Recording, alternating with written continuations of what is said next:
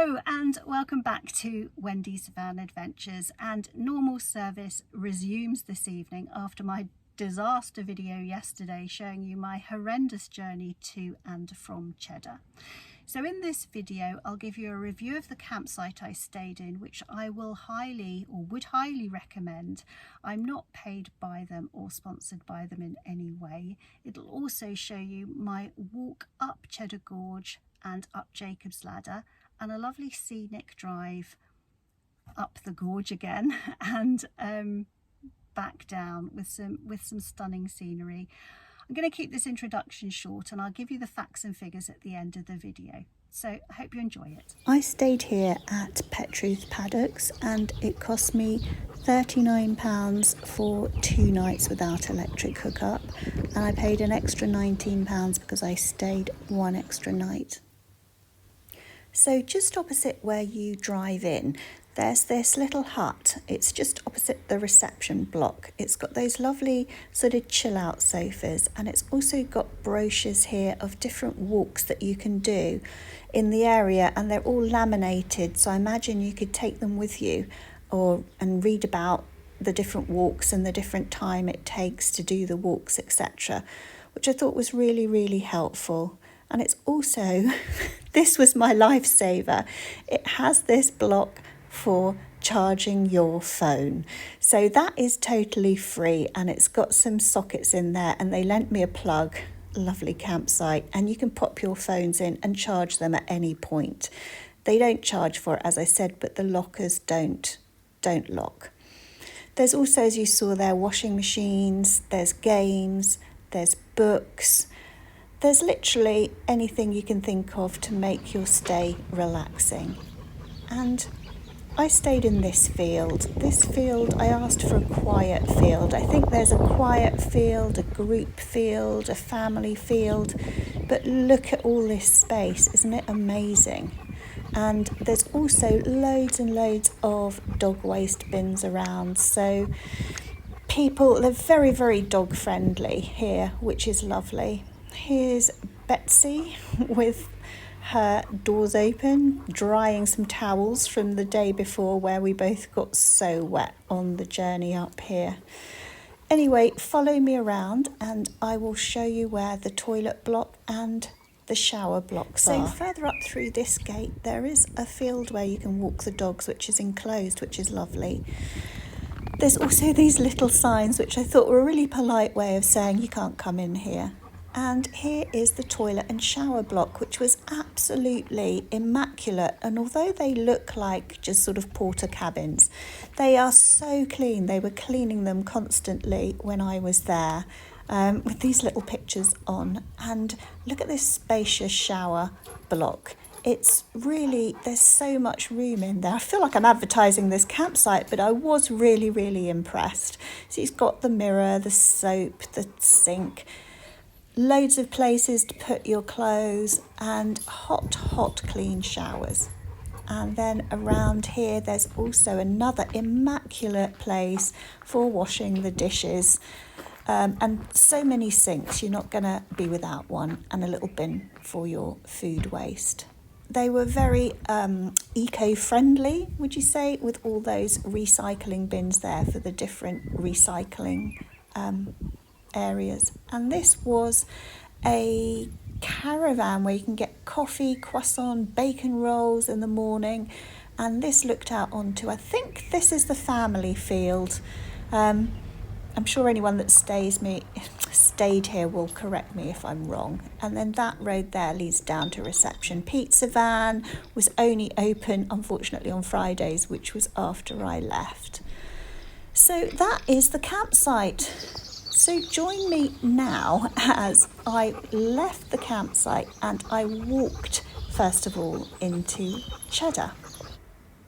So I walked actually to the bottom of Cheddar Gorge, and be careful because some of the roads don't have pavement, and they do have sharp bends, so just be careful. This car park was right at the bottom of Cheddar Gorge, and I've sort of zoomed in there to show you what the parking charges were. It's also got a map which shows you where you are and tells you where the key points are. So going into Cheddar then, and all along Cheddar Gorge, should I say, not Cheddar Town, and all along the side of this lovely stream. I think, is it part of the river Yeo? Don't know how you pronounce that. Then a little cabin on the left again tells you where all the different key points along Cheddar Gorge are. Lots of shops, gift shops, ice cream shops. Look at all those flavours, takeaways. And this was a little gift shop. I think it was called the Toadstool Shop or something like that. I think it passes the sign in a second. So just lots of little gift shops. Yes, there you are. Lots of little gift shops going up towards the bottom of Cheddar Gorge. And this coming up was a lovely looking cider place, cider and cheese, I believe. But I didn't go in there. I don't think dogs were allowed in there, although a lot of Cheddar Gorge is really, really dog friendly, and you can actually take dogs into at least one of the caves. I didn't go in the caves this time because I wasn't sure how Benji would like them. Also have been in the caves before.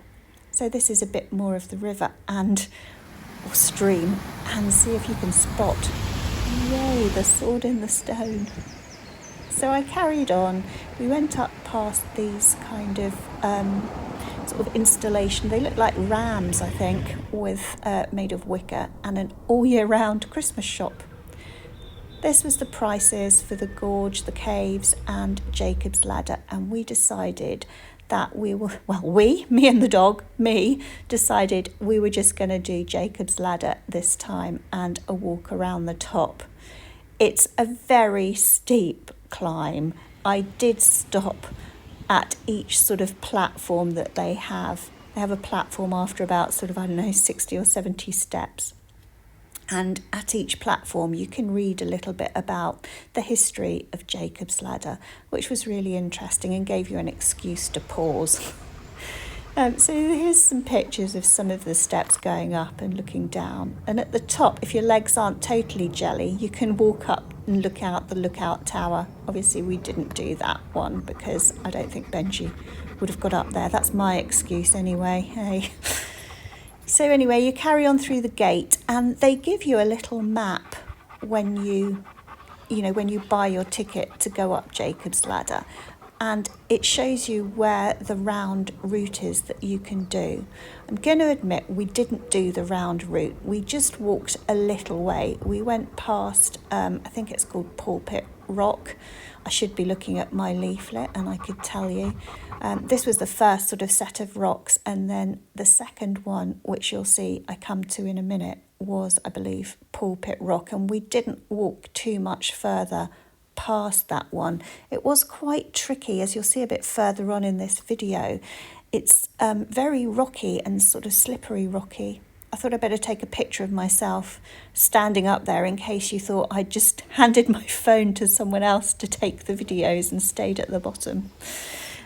This is the Pulpit Rock that I told you about, and it has views down into the gorge. You can't really see too well. I'm going to zoom in a second, but obviously because of all the trees, you can't actually sort of look down too much and see the gorge. Well, at least you couldn't from that one. So this is the pathway, and I think if it was raining, it would be quite treacherous. Benji's got his halty on because if he pulls me down, I'm going head first. But yeah, it's quite steep. It's very difficult on a phone to show how steep it is, but we're going down gently because some of these are quite shy, slippery. Wish me luck. So after our walk, we came down and I had delicious hot pasty, and I bought Benji a nice cool dog ice cream. Unfortunately, he was less than impressed and didn't eat that. Then on the way back, finally, we stopped for a cider because it was very hot. And that was the end of my day walking trip. So then, as it got towards sort of late-ish evening, I decided to do the drive along up Cheddar Gorge. And walking to Cheddar Gorge from this campsite took about 30 minutes. Driving, I would say, probably takes about 5 minutes, 5 or 10 minutes. So I'm just following the route that I took when I walked up this morning. So I'm coming up here to, is it called a village cross? And at that point, you're going to turn right. It's very well signposted. So if you're coming from the bottom of the gorge, it's obviously easy to find. I think it would have been nice actually to also do a drive back down through the gorge, but on this occasion I haven't. That's the car park there on the right that I was telling you about this morning, just before you turn right in the van to go up through the gorge. So I have speeded this video up a little bit just while I get up a bit higher and it gets a little bit more scenic. So I wasn't driving this fast, no. I think it's a 20 mile an hour speed limit up here because the road does narrow as you get a bit further up. So I'm just carrying on up here past where I went up Jacob's Ladder and past the entrances to the caves, which are spectacular, and I would really recommend, if you're coming for the first time, not to miss the caves. As I say, you can take dogs. There were loads of places to park as well as you get higher up the gorge, which was really useful. And I spotted a place to park here, which was coaches only, but as it was close to, there wasn't much traffic. It was quite late evening when I went up there. So I parked up here for a little while just to have a look at the view. So I am going to stop talking now. Hooray, you say. I'm going to stop talking now and whilst I drive up the rest of the gorge and just let you have a look at the scenery. And I will meet you at the second set of sheep, which on reflection is probably what the installation was meant to be that we passed this morning. I'm sure it was meant to be an installation of Cheddar Gorge sheep.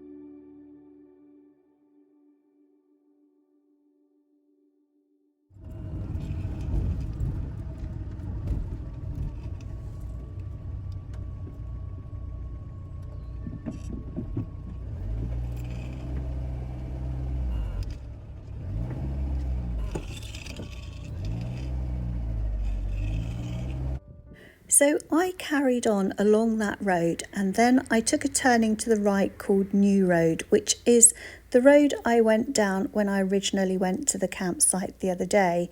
I think that could be Glastonbury Tour in the distance. I can't guarantee it because I'm not too sure on the geography of this area.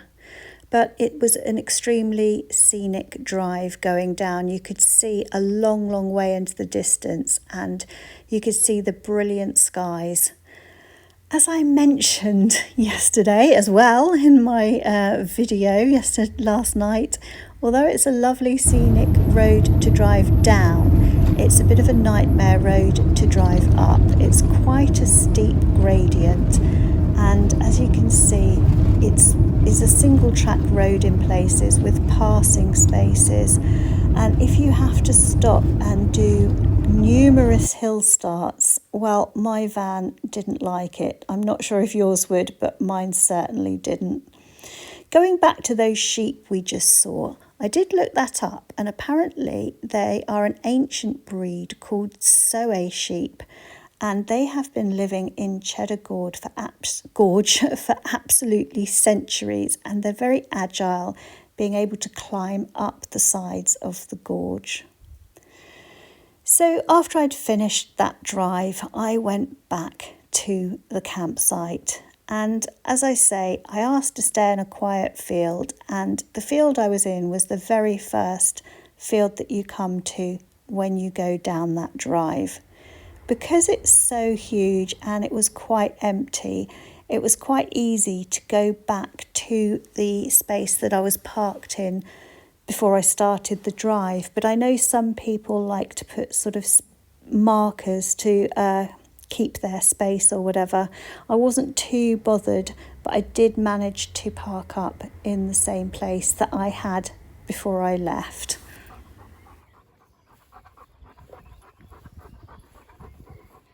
So I hope you enjoyed that video, and here are the facts and figures that I promised you. So I booked through PitchUp, who I'm also not sponsored by or paid by, and it cost me £33 for 2 nights without electric hookup, plus an extra £6 for the dog. The extra night I booked when I was there, and that cost £19 including the dog. It was a 250-mile round trip from my home, and it cost me £80 in petrol. That also includes the big diversion that I had to go through on the way home, and also the diversion I had because I got slightly lost on the way there, and obviously the driving to and from the supermarket and up the gorge. Should have taken me around 3 hours. Actual time it took me 7 hours getting there because of the breakdown, and 5.5 hours coming back because of the diversions. No Wednesday wildcard this week, I'm afraid, because I have work all week and I'm hosting students, and I just don't have time to do that this week. But I will catch up with you all next weekend, and in the meantime, stay safe and happy travels. Thanks again for watching. Bye-bye.